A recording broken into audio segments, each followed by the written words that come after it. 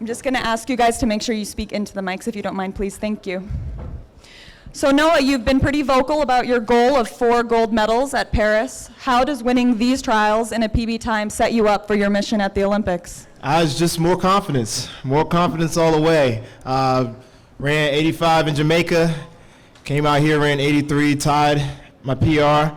It's everything that I want moving forward. Kenny, you've medaled at the Olympic Games and the World Championships in the 200 meters, but today you solidified yourself on one of the hardest teams to make in the 100 meters. Can you tell us about your journey in the 100 meters? And would you call yourself a 100 meter man now?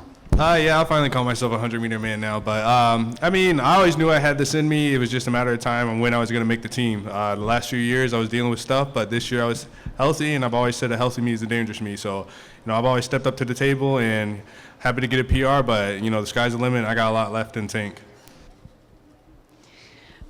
Fred, you were 3rd in the 100 meters at the trials in 2021, and then you went on to win a silver in the games.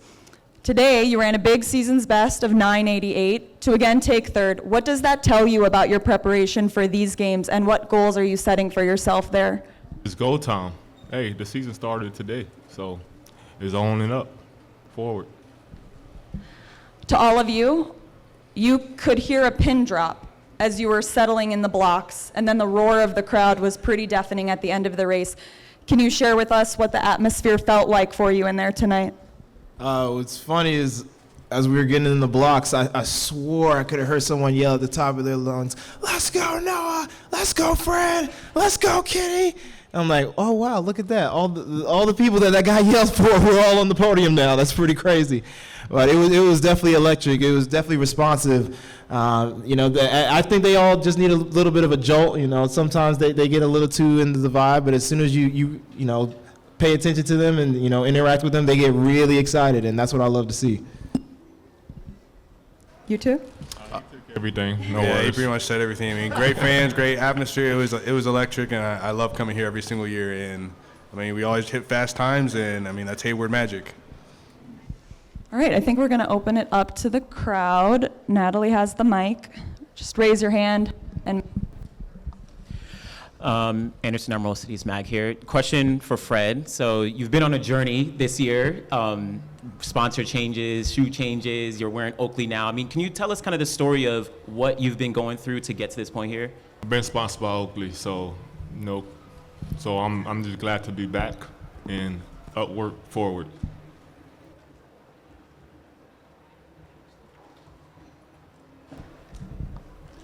Larry Eater with Run Blog Run for Kenny. Nice run for a Wisconsinite. Thank you. So what made the difference for you this season? Just having fun and staying healthy. Like I said before, I always knew I had this in me. But yeah, I'm just having a lot more fun this year and more technically sound this year, and that's made a big difference in my 100 meters. For Noah.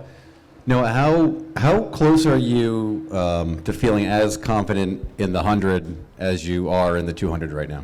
I'd say from this week, I'm pretty confident. Every time I did a block start, there wasn't a lot of thinking. It was kind of just doing. It was a lot closer to how I feel in the 200, which is what I've been waiting to feel for a very long time now.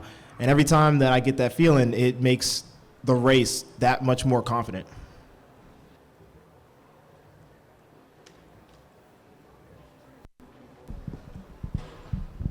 Hi, Noah.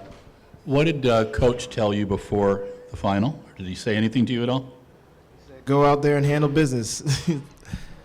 We do what we do. Coach is a man of few words when it comes down to, the finals. We both know that if I do what I've been doing in practice, the race is going to take care of itself. And that's exactly what happened today.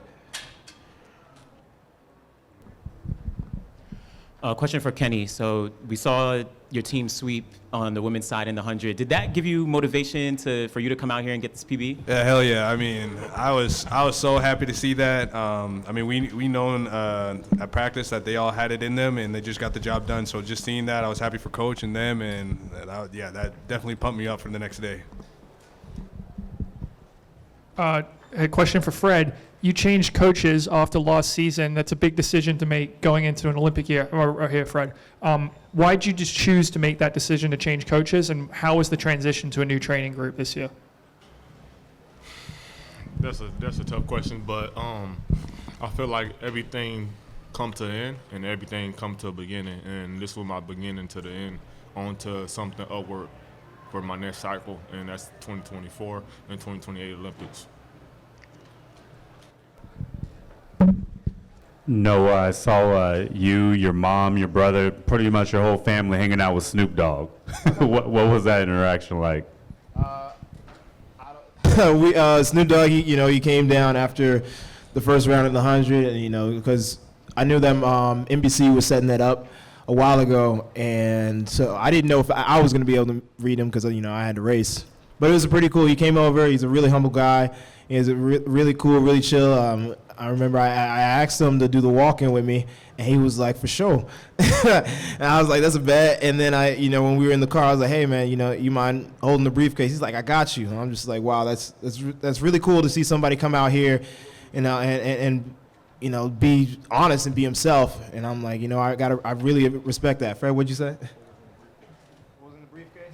The bodysuit and the Yu-Gi-Oh card was in the briefcase. I'll have something different for the Olympics though. Gordon,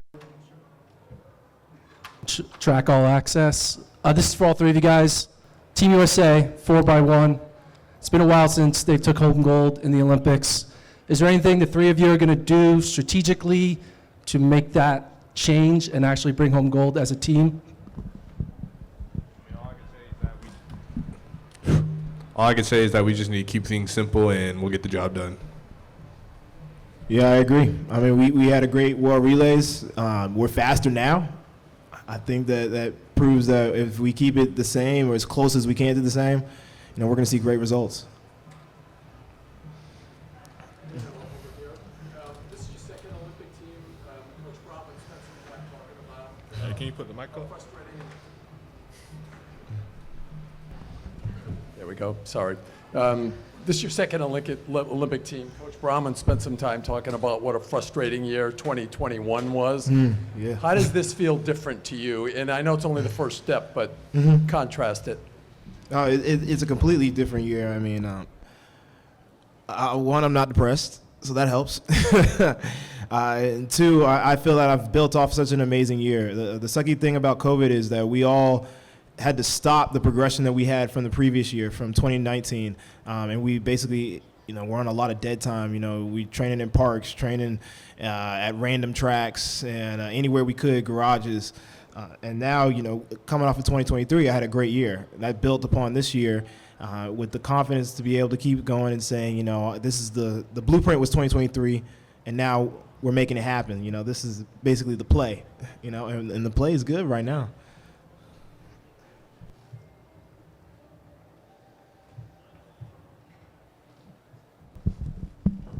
Question for Noah. Congratulations. When you win the triple at the World Championships last year, you're a big deal going into the Olympic year, obviously, and you're getting a lot more attention. This is an Olympic year. How do you manage that? Does it ever weigh on you as a burden or anything like that? Yeah, I'd say in 2021 there was a lot more pressure just because of the depression and coming off. Usually, I don't feel the pressure because I'm just having fun. All I got to do is be me. I constantly tell kids all the time, be yourself. And if people see me as being corny, shoot, I'm corny. But guess what? I'm winning while being corny.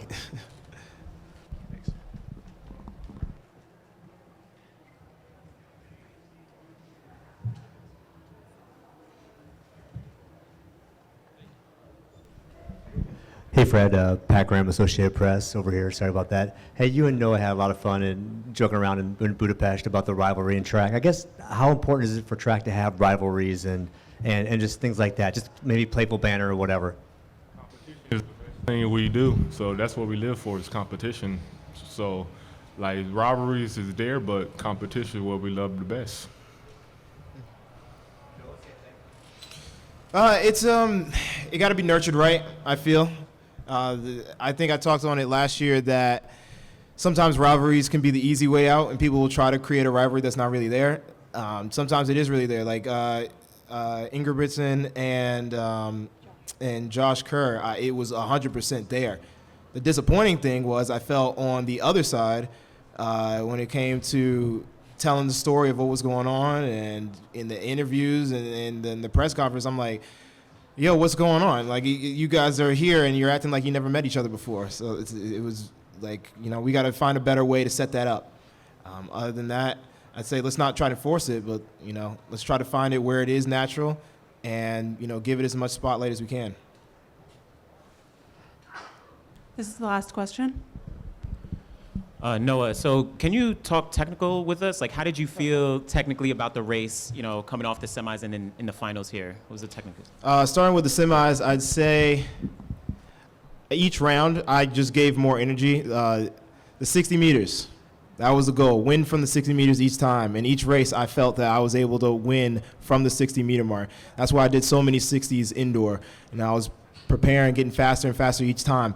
So when I came out here, it was like, I'm one of the fastest in the field. I mean, there's only one other guy faster than me in the 60. I'm going to take care of business each time. So when I finally got to the finals, it's like, all right, we're not only going to win from the 60, we're going to keep going. Let's see what we do from that point. And every step I took, it felt correct, and I felt well in my positions. We got into the acceleration phase. My hips came through. I didn't feel like I had to press very hard. I felt like my knees were going straight into the track. They were directly underneath me, and every step I took felt more powerful than the last. So I'm like, I got this race. And I told myself I wasn't going to ease up at the end, but I definitely eased up just to do a celebration. So next time I run, no celebrations.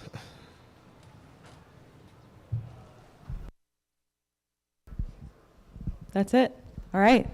Thank you, John.